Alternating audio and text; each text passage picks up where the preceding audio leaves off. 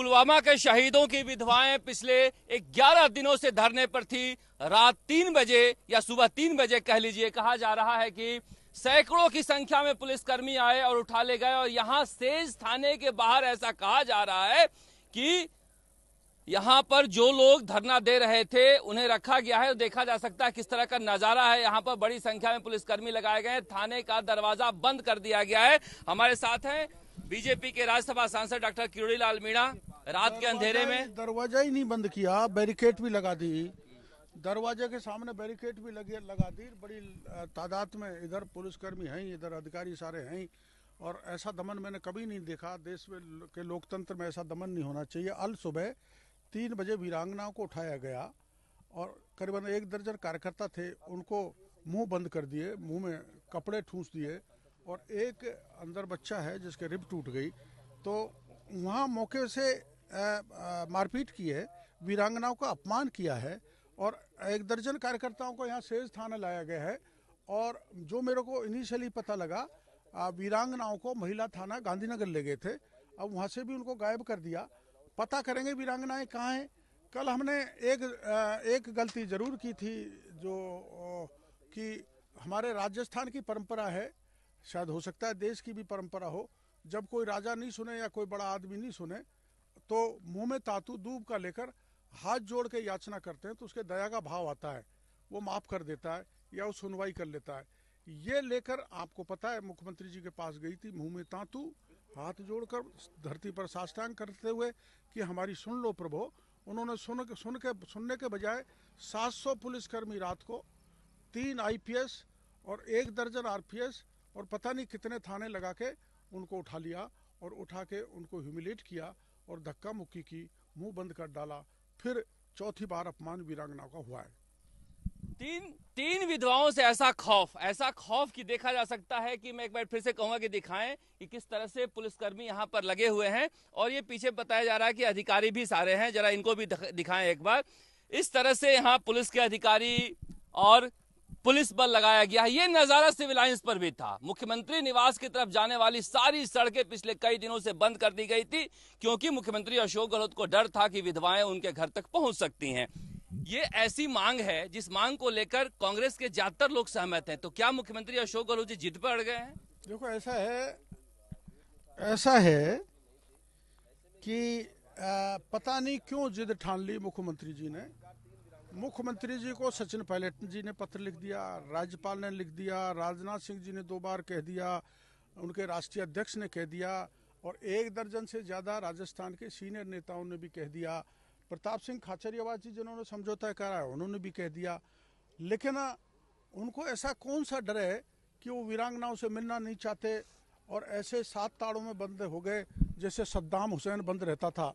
लेकिन राजस्थान के इस सद्दाम हुसैन को वीरांगनाएं सबक सिखाकर ही वापस लौटेंगी। वीरांगनाओं के साथ फिर चौथी बार अपमान किया है और उनको जयपुर में घुमाते फिर रहे हैं, उनको हिरासत में लिया है। ये राजस्थान के मुख्यमंत्री को शर्म आनी चाहिए। शर्मनाक घटना है, दुर्भाग्यपूर्ण घटना है। उनको ऐसा व्यवहार हमारे पॉलिटिकल कार्यकर्ताओं के साथ कर लो, लेकिन उन वीरांगनाओं के साथ नहीं करने चाहिए जिनके पति देश के लिए पुलवामा में शहीद हुए थे। क्या कोई बातचीत हो पाई है? क्योंकि जिस तरह का नजारा है मुझे लगता नहीं कि आपको भी जाने दिया जाएगा। नहीं, मैं गया था, आते ही चला गया था।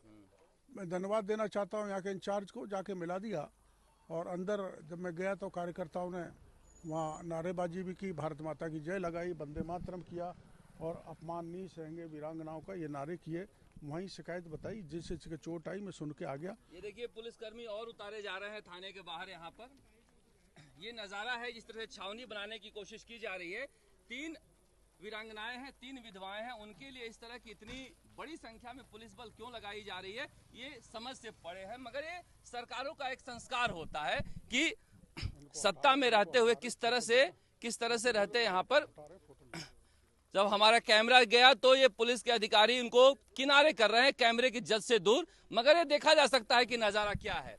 डॉक्टर किरोड़ीलाल मीणा जी, आप ये बताइए कि इधर से आप ये बताइए कि अब क्या स्थिति है? क्या कोई वार्ता होगी या इनको गांव पहुंचा दिया जाएगा इन विधवाओं को? वार्ता अगर करनी होती तो इतना दमन नहीं होता, इतनी मारपीट नहीं होती, उठा के गाड़ियों में नहीं पटकते, महिलाओं को 2 एम्बुलेंस में पटक के ले गए, वैसे ही जैसे मुख्यमंत्री निवास के सामने 4 मार्च को किया था।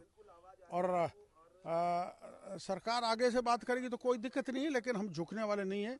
हम इस लड़ाई को अंतिम परिणाम तक पहुंचाएंगे। एक बात और भी आ गई कि अब तो एक सामाजिक संदेश भी अच्छा जाएगा। ऐसी खबर आ रही है कि वो घर में ही शादी कर सकती हैं, जैसा कि कहा जा रहा है अपने देवर से। तो और अच्छी बात है।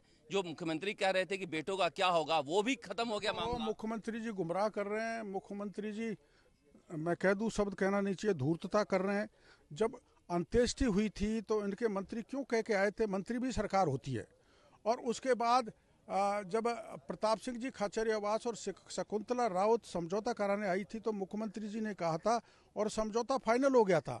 जब मुख्यमंत्री जी को समझ में नहीं आ रहा था कि हम नौकरी नहीं दे सकते देवर को, और देवर को नौकरी दी है गुर्जर आंदोलन में।